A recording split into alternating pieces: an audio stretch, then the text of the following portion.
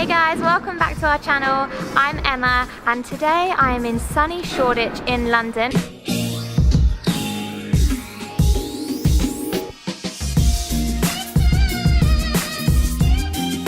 We want to find out how we can buy better on the high street. What does it look like to find ethical and sustainable clothes in the shops that we go to every day, and are there some good alternatives? I once heard someone say that as Christians we're called to clothe the poor, but instead it's the poor who are clothing us. And I want to take that seriously. I don't want to be somebody that has people living in the poorest communities paying the price for what I wear. So I want to find out some good tips and advice today, and hopefully we all learn a bit more. Let's go.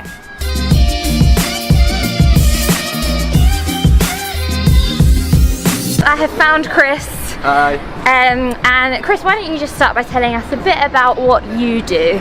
Sure, yeah, so I help run a little business called Buy Better, and what we try to do is just make it really simple for people to find and to buy ethical fashion. Wicked.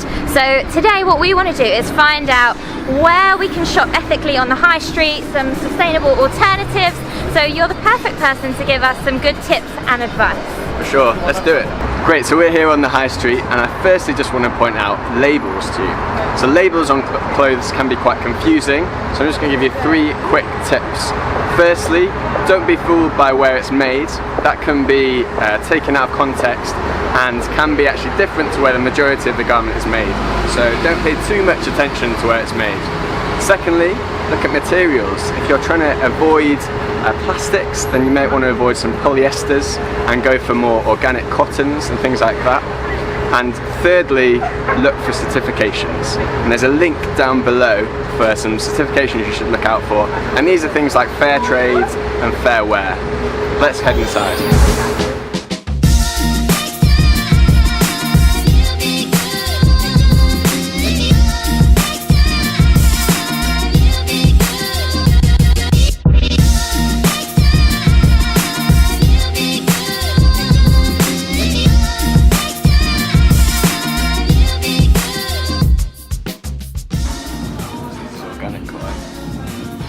But not so good.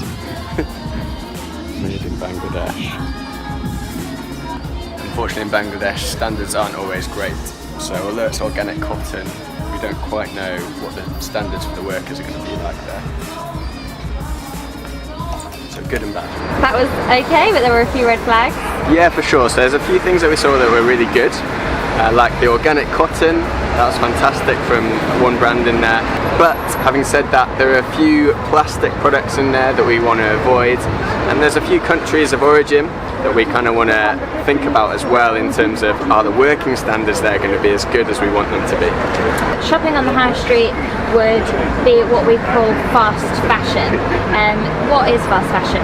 Yeah, sure. So this can be a little bit confusing, but basically it's a fast turnover of items. So you might go into a high street store and find that one week they've got one product, but the next week you can't find it.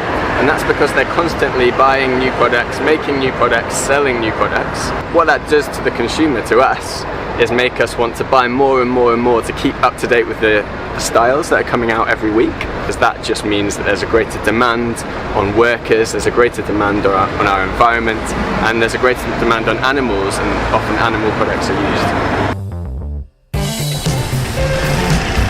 Great, so we've had a look around a high street store, and now we've come here to see if we can find some alternatives at a vintage market.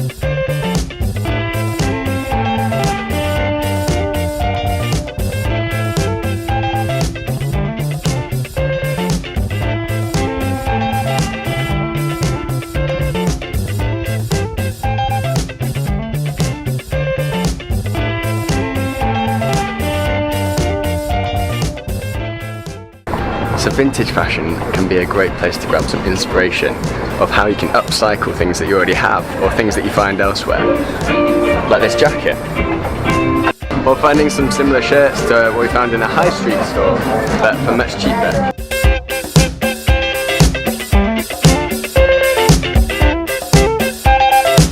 Okay, so we've seen some different options. We've seen high street options, we've seen vintage alternatives and cheaper options, but now we're going to have a look at a more independent ethical brand. Let's go. Awesome. So we're here with Charlotte, the founder of Know The Origin. So Charlotte, do you want to tell us why it's called Know The Origin?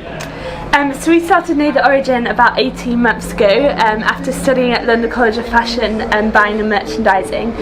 We just really saw in the fashion industry that nobody really knows where their clothes have come from, and I wanted to work for a brand where I could be sure where the clothes were made and that they were made fairly. So the more I began researching into it, the more I found that like 61% of high street brands have no idea who made their clothes, and like 93% don't know where the fabrics come from. Wow. So I kind of wanted to start something that was not just like sustainable, but also that was fully traceable right back to the farmer. So that was kind of the name. It kind of does what it says on the tin. Yeah. So like full traceability. Fantastic. So, yeah.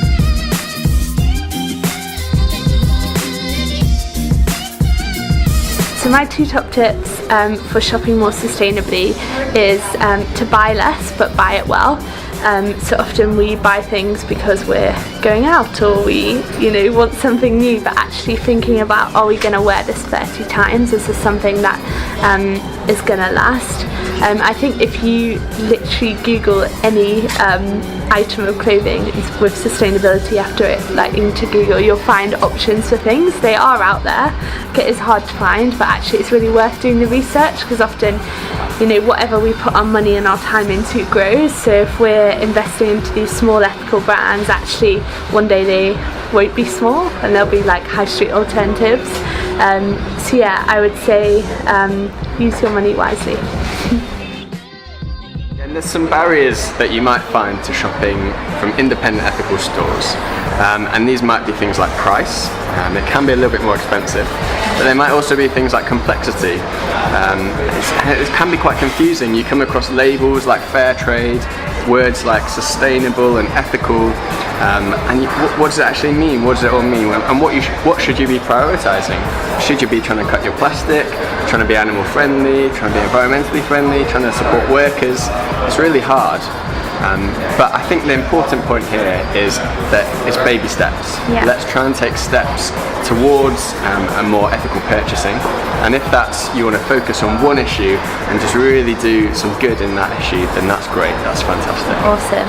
Thank you, Chris, for sharing all of your insights, your wisdom, your knowledge with us, and thank you for watching. We hope you're inspired and go on to make lots of change. See you next time.